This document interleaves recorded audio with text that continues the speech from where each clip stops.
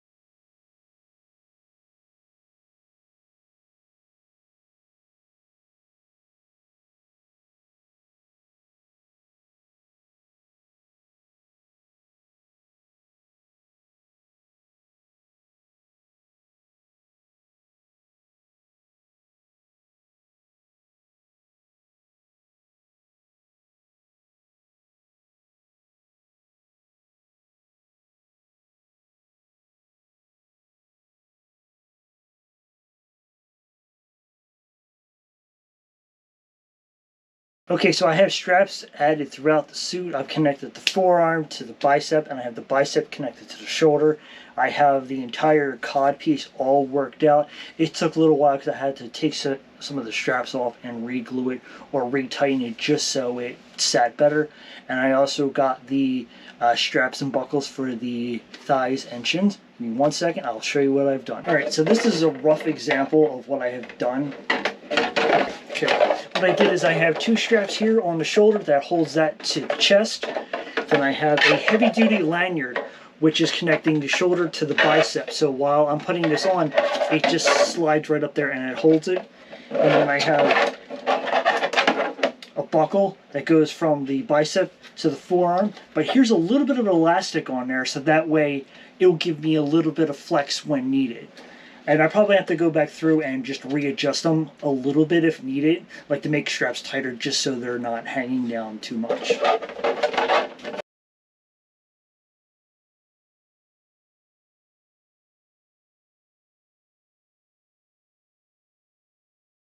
And when I'm putting this on, the shoulder is going to be already attached to the chest because it's a lot easier to put it on with like that. But this gives you the rough idea of how the arms, shoulders, and forearms are going to look like. And I also have Velcro on here for the outer part of the forearm, which I have Velcro on the other side, and then that'll just stay there. Because I was thinking magnets, but I didn't think I was going to be able to set the magnets correctly on the other part, because there's like a big gap inside, and I didn't think I was going to glue them right, and then it was just going to make a real mess. Okay, for the thighs and shins, they're just strapped together with simple buckles and straps on the inside, as you can see. It's just 2 straps, and it works.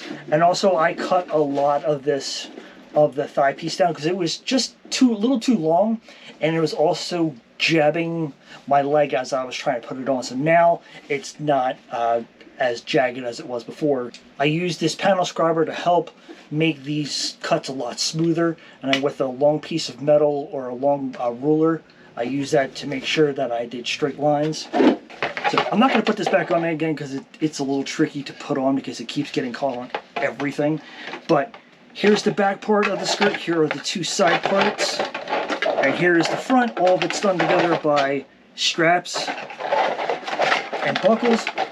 I have suspenders going over top, which cross in the back and cross in the front to help to make sure that the straps don't slide down my shoulder, because on the previous build for my Mark 7, the one shoulder strap kept sliding down and it was driving me crazy. So this way, that'll prevent that from happening.